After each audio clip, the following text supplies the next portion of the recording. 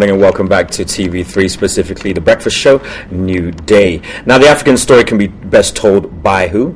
The African. And part of TV3's efforts is making this a reality. We've been extensively covering our neighbors, and we took in the interest of the Nigerian elections and last week's Togolese elections also. Now, our very own reporter, Odilia Ofori, was in Togo, and she joins us this morning to tell us about her experiences while she was over there. Good morning, Odilia. Good morning. How are you? Good. This is actually quite formal, isn't it? Yes, it is.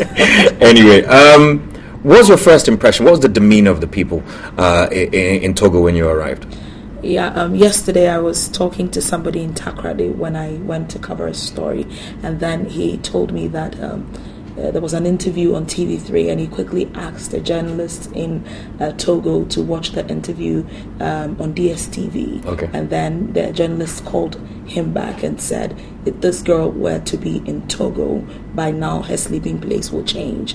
And so for journalists in Togo, there is a general state of fear when it comes to reporting the real issues. The facts. The facts, exactly. I remember we went for one press conference in Togo by the police, and I saw that journalists could not ask critical questions.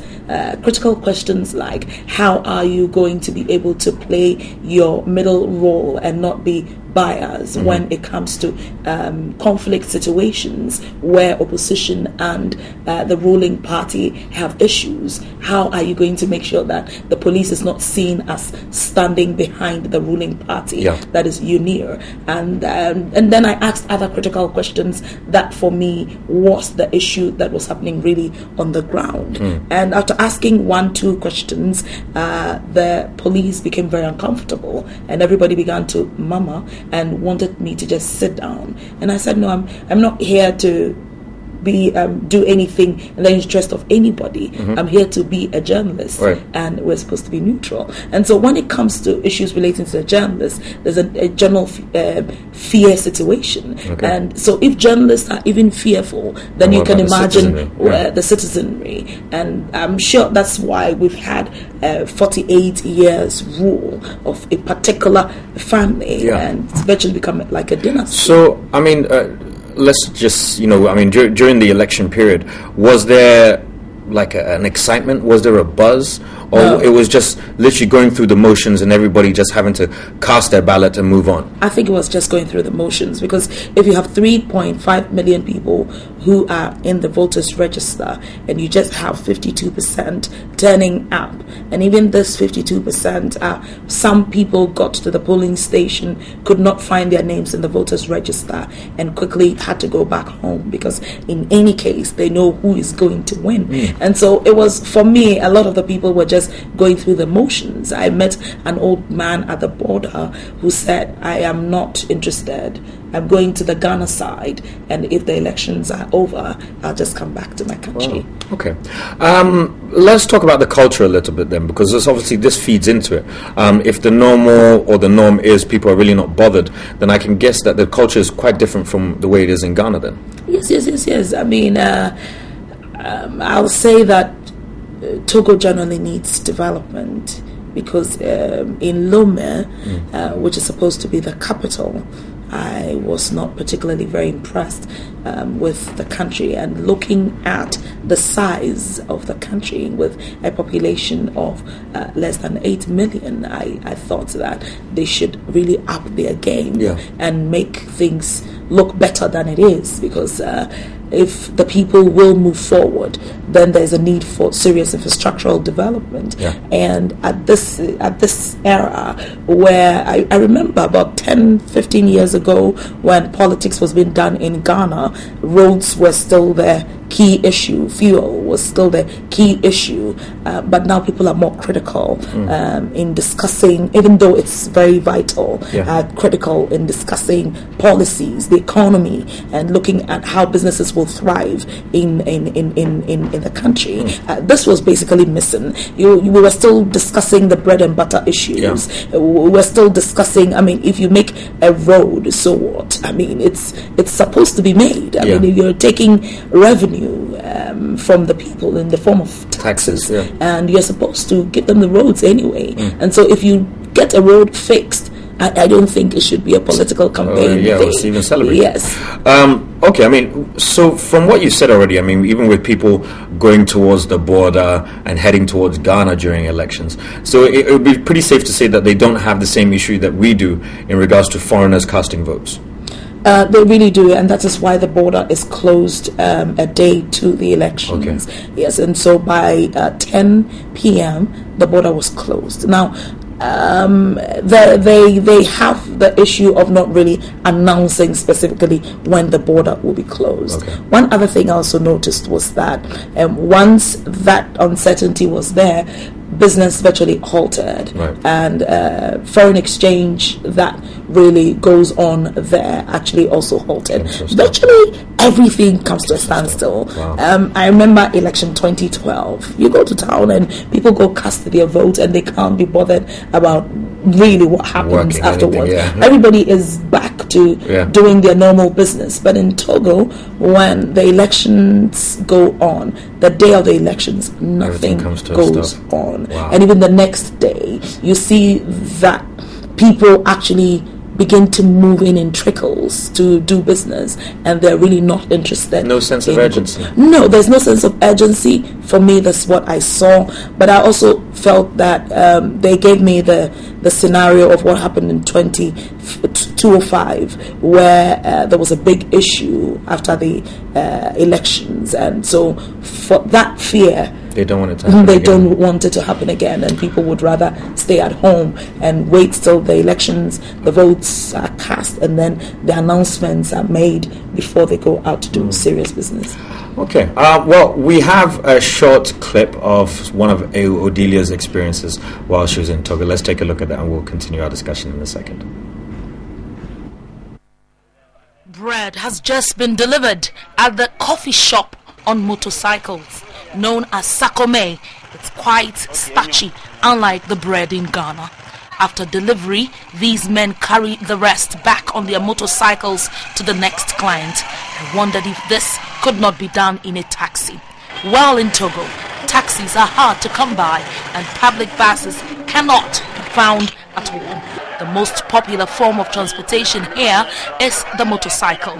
At the coffee shop, Benzi clears the place for his clients. Godwin Latte, my cameraman, and I are his first, drenched in oil. This is how egg is fried, then stuffed in the bread and toasted in more oil. It's time to get my hot chocolate. In a bowl, water is poured under the bowl to make the drink cool quickly. So Benzi tells me tea in Togo has always been drunk from a bowl. Caps here are too big and the tea might be too diluted.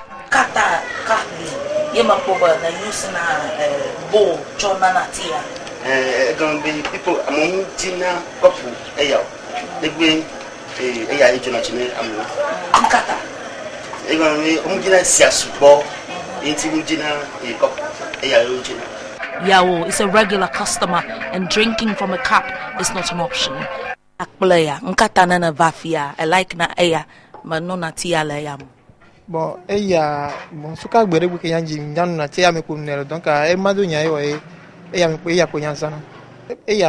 Sikela no yame, Ehunaso, Ekelano yame, Nokaya, Horasisubo, Nokaya, Yunanazo. Benzi also tells me the eggs are also fried in so much oil because people like it, oblivious of the health implications. You can't do more than you. We are tired to do it. You never be a drandam. Ask you, Drandam, Ojinadua. You never Ojinad. I want Uncubi. It's out the municipal. Right at the coffee shop, we cannot also leave without discussing some politics. Na fonya singbelangwa a Georginawa. My Georgina, we're going to look in a familiar, making at you. A Tomulu, a Camulu, a Mulu, the screw, you screw, Dunka, before Bujiania, meditating. No, we shall matin no deca, our deca, lai, contrefonia sigboa, mio. Tam préféré na fornité nanifa parce que opposition bonanya de kankumu wa patola ti o de ka candidat unique américain me pelai on tonu gbewa no mo wasi. Next time you are in Lomé, Togo, make sure you get Sakome with a bowl of tea. And if it's within the next 5 years, then Eyasingbe will definitely be the president after the family has ruled Togo for the past 48 years. All right, so that was Odilia there in Togo sharing her experiences. Odilia, I was looking at that, and I don't know, me being the person that I am, Ghana's strongest. I worry about my health. That looks like it's a health scare on wheels. Yeah. When the guy began to prepare, actually that was the last day. So imagine the fire is right behind a certain box, and so you really cannot see what he's doing. And so I got to see what I had been eating for the past 4 days. Oh, so you had eaten for 4 days, and then you saw the preparation the last. And I was like, oh my God, you killed me. Why would you want to use so much oil? The first day, at least with the tea, I could tell that there was too much sugar in it.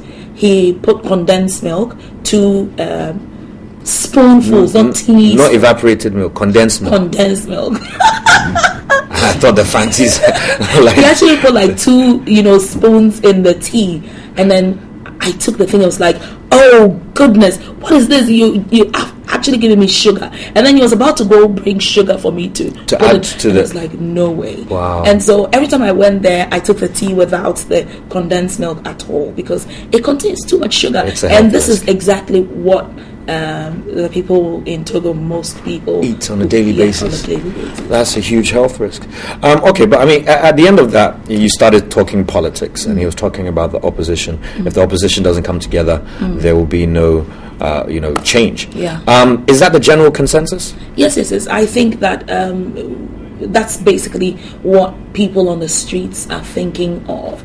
Yes, there is some level of coalition. The CAP is, for instance, collection of some other parties, but I think it's got to go bigger than it currently is. Because if you have a small country like Togo and during a general elections you have 5 people standing for the elections, it's actually problematic. But if you look at Fort Nyasingbe's 59% and you look at Jean-Pierre Faber's 38%, you see that yes, still the other small parties and their numbers will not add much. I think that the opposition has to do some really serious work on the ground, getting the electoral commission to also break away from the usual and get the world to talk about it like we're talking about it now. I got a call this morning from a Togolese who's currently in Ghana, and he thinks that I've been too lenient with discussing issues in Togo, and he felt that you should be more critical. And I said, well, I talk about the critical things I have seen, and I cannot talk about what I have not seen. Well, you're doing your part. Yes, the whole world left Togo before the announcements of the results started coming in. It's wrong. We had elections where people were less than 3 million. Why couldn't we have the results just coming out? In Togo, you cannot, as a media house, discuss the elections. You cannot. So there's no freedom of speech? No. So people vote, they finish, they cannot hear anything about what they have gone to exercise, their franchise, until the electoral commission comes to do that. Wow. And they feel that, people generally feel that the electoral commission's position is compromised.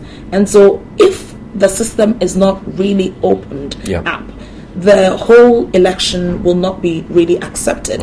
And you could see that the opposition leader Jean-Pierre Faber then went and did his own collation and was declaring himself as the president. We shouldn't get to this level. The electoral commission at the day should have the opposition in their numbers, and let this be very open.